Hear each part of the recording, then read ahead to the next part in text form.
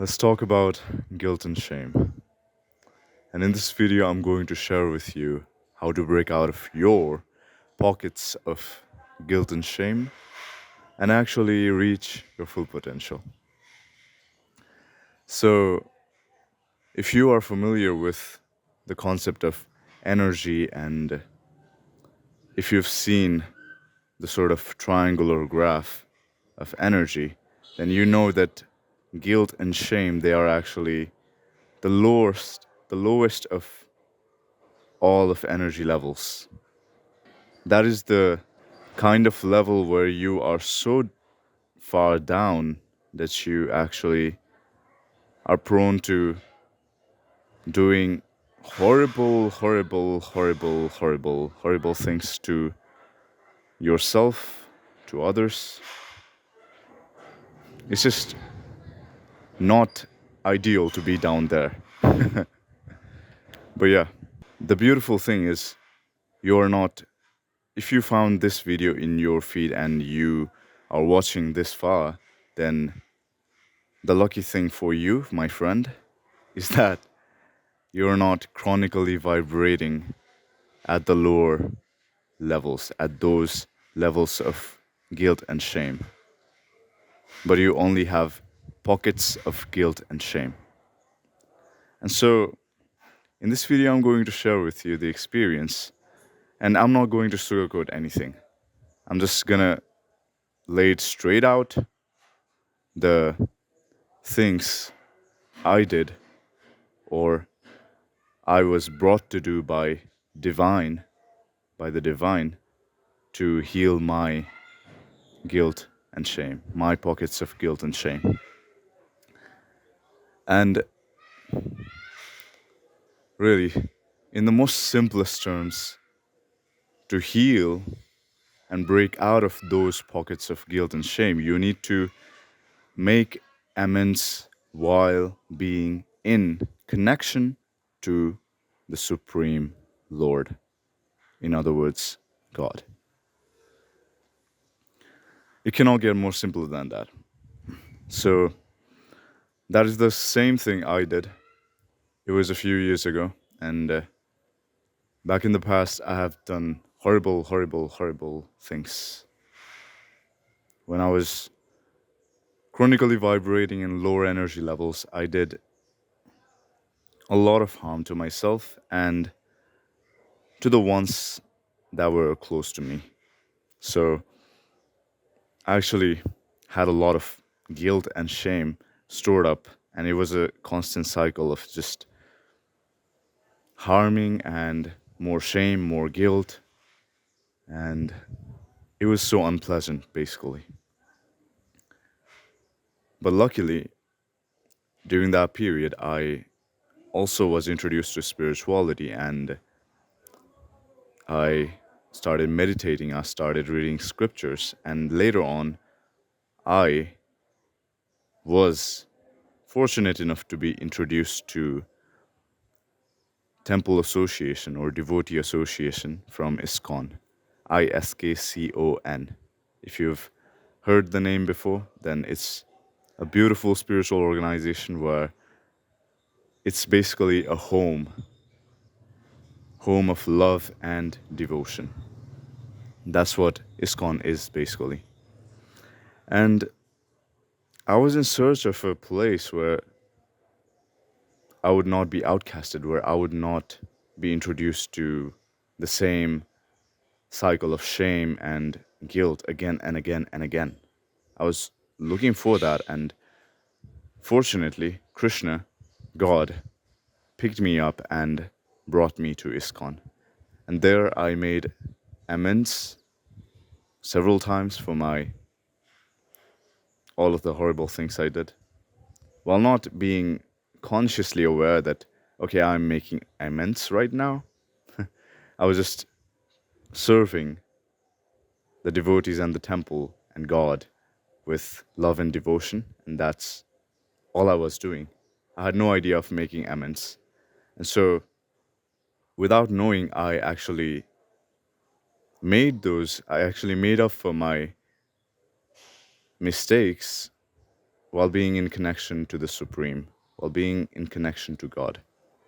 Of course, I'm not saying that I have completely undone my wrongdoings, and I'm obviously not saying that all of the services I did is enough, far enough to break me out of those wrong deeds of mine. Obviously, I am responsible for those, and it is only by the mercy of the Supreme Lord that I was able to break out of my pockets of guilt and shame. It was none of my doings, like me making amends. No, making amends does not remove your wrongdoings, but it actually helps you purify yourself, purify your consciousness. And that is the whole point of making amends. It's not to reverse the wrongdoing, that cannot be reversed. The time has passed from the past. And right now, in the present moment, the only thing you can do is to better yourself while going on in the future. So, making amends while being in connection to God is basically to help purify yourself, and it's not to reverse your wrongdoing. So, that should be clear that making amends will somehow make up for your sins. It will not do that. It will just purify your consciousness so that moving forward, you are able to operate without feeling those lower energy levels and actually help the whole of humankind by uplifting your overall energy. And yes, the best thing you can do in this day and age to make amends, because this is the dark age, it's known as the Kali Yuga, and no matter who you are, you've done some kind of sin in this life. Be pretty sure of that. No matter how wise or saintly you think you are, you have done some kind of sin in this life, except if you are a messenger of God or God Himself. So do not be mistaken that you are free from the sinful cycles. And if you want to break out of it, the only way is to fully surrender unto God. And I'm not saying it. Krishna says it in the Bhagavad Gita.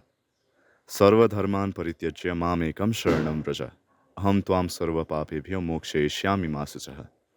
Which translates to abandon all kinds of dharmas and simply surrender fully onto me. I will free you from all kinds of sinful reactions. Do not fear. That is Krishna saying, not me. So, if God claims it, that when you surrender onto Him, that He will take into account all of those sinful activities, all of those reactions of the sinful activities you've done in the past, then you better believe it. Because God has guaranteed it. God has guaranteed that if you fully surrender unto Him by abandoning all sorts of extra mental speculations and dharmas, all of that, and simply be at His mercy, then He will nullify your sinful reactions. So that is why it is beautiful to be in connection with the Supreme.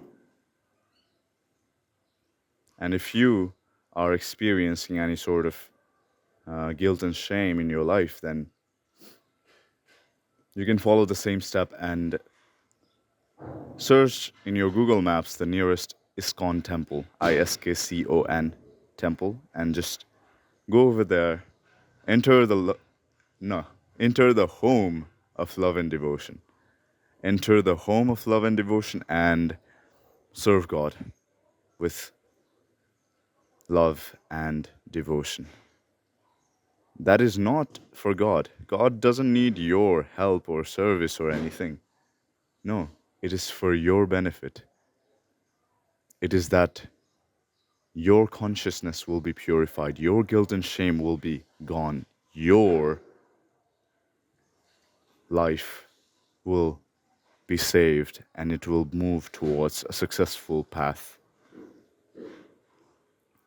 rather than circling around here and there in this material cycles of chasing and facing pain and again committing sins. It is important that you understand who you truly are and be in connection to the source. That is what will help you. That is what will free you. Trying to be free or chasing independence, so called independence, will actually trap you more instead of freeing you. What sets you free is being in connection to the source. Just like if you see this tree behind me, well, what happens if I just pluck a leaf like this? This leaf will dry in a few days and turn brown and just be lifeless. So that is our position when we try to separate ourselves from the source. If God is the source, then we are part and parcel of the source. Again, I'm not saying it, all right? Krishna says it. We are part and parcel of the Supreme Lord. And by trying to detach ourselves from the source, we are actually detaching ourselves from life itself. We are making it more difficult and horrible for ourselves. We are introducing unnecessary suffering into our life. If we are just attached to the tree, then only then we are beautiful. We are free. We get to live. A hand is not free when it is cut off from the body. No. It is there to serve the body. Like you use your hand to eat, for example. So the hand is serving the body, but in turn it is for its own benefit as well. After eating, the protein and all the nutrients goes to the hand as well. But if it's cut off from the body, what's the use of the hand? Nothing. Only when it is connected to the source, it is functional, it is lively, it is beautiful, it can do several things, beautiful things, create. But if it's detached, then, well, it's a horrible thing. So, do not think too much about chasing independence. The actual reality is to be interdependent, not independence. Is to help each other come back to the Supreme. Just like I'm telling you, my friend, to get back here and connect to the Supreme. That is important. Come on, come here. That is important. So it is your job to help others in this same way. to come back to the Supreme. Only then and only then we can be happy, we can be lively, and we can be free from all kinds of sufferings. Because after all, we're all children of God, isn't it? Sarva yonishu kaunteya murtayah sambhavantiyaha tasham brahma mahadyoniraham bija pradaha pita. Krishna says it in the Bhagavad Gita that he is the seed-giving father of all living entities, all species of life in this material world. He is the seed-giving father. So why is it any wrong to serve our Father? We are the part and parcel of Him.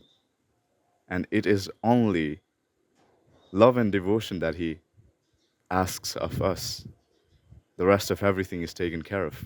He takes the responsibility of it. He takes the responsibility of our sinful reactions. He takes the responsibility to take care of us. In return, He just is waiting for us to love Him, for us to come back to Him. Isn't it beautiful? It's actually a beautiful love story. Better than any love story written out there in this material world. Be it blockbuster movies like Titanic or Romeo and Juliet or something like that, or even like it's just beautiful because it is pure and divine.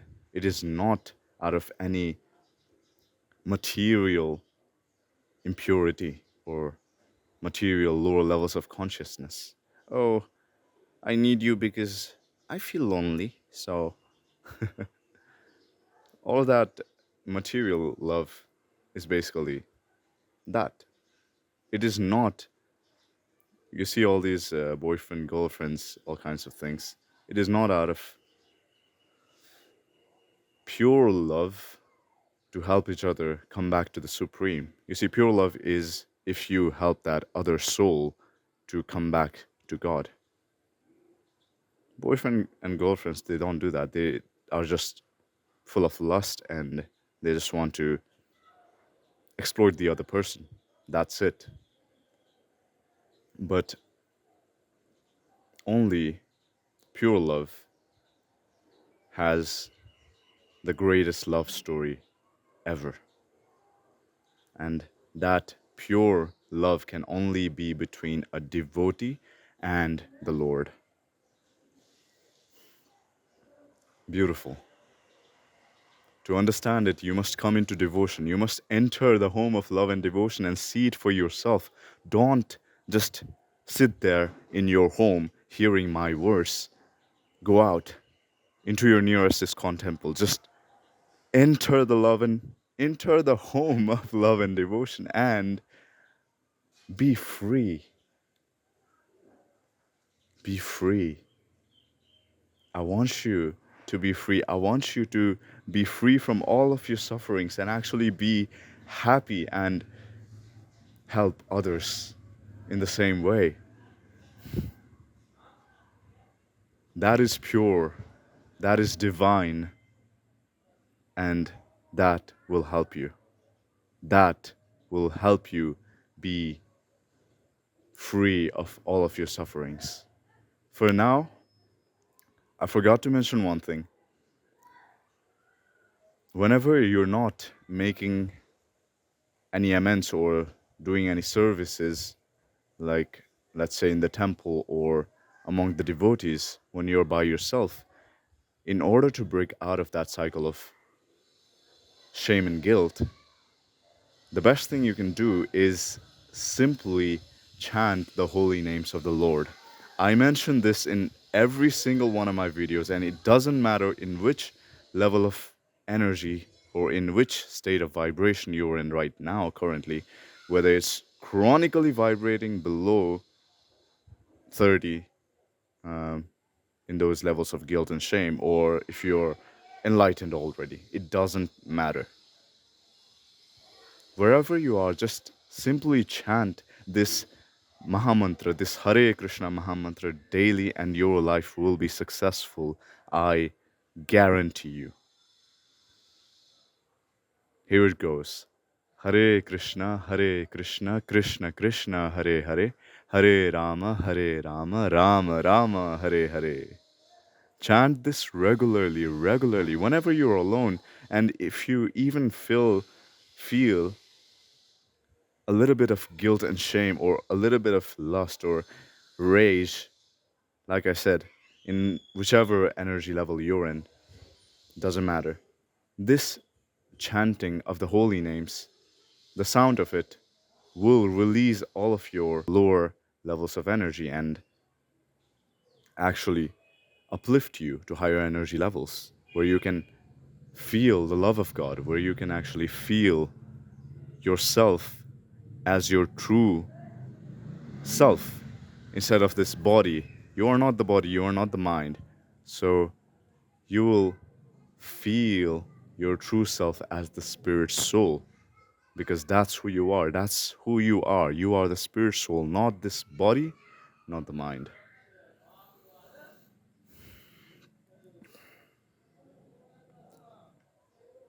I'll leave it at it right now. So if there's anything you're going to take from this video, let it be the Hare Krishna Mahamantra, chanting of it regularly. Once again, with me. Hare Krishna, Krishna Krishna, Hare Hare, Hare Rama, Rama Rama, Hare Hare. That's one. And the other thing, go to your nearest ISKCON center, ISKCON, and enter the home of love and devotion. Associate with the devotees there. Serve the Lord, serve the devotees. Make amends while being in connection to the Supreme Lord. That is what will free you. That is what will help you, not just in your spiritual progress, but even in your material life.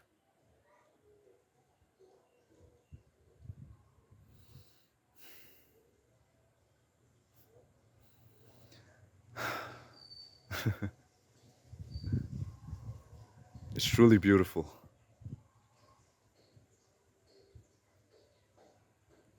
Do not overlook this.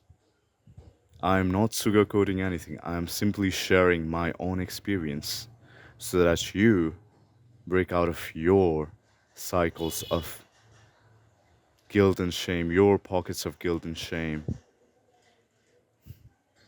It is for your benefit that you do service. It is not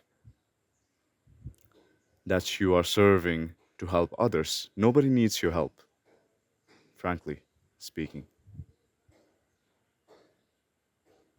But it is to help you purify your consciousness so that later you can actually help other people when you are capable yourself. I'm looking forward to that day. So I hope that helps, and I'll see you soon. Good luck and never give up. Hare Krishna. Srila Prabhupada ki Jai. Hare Krishna.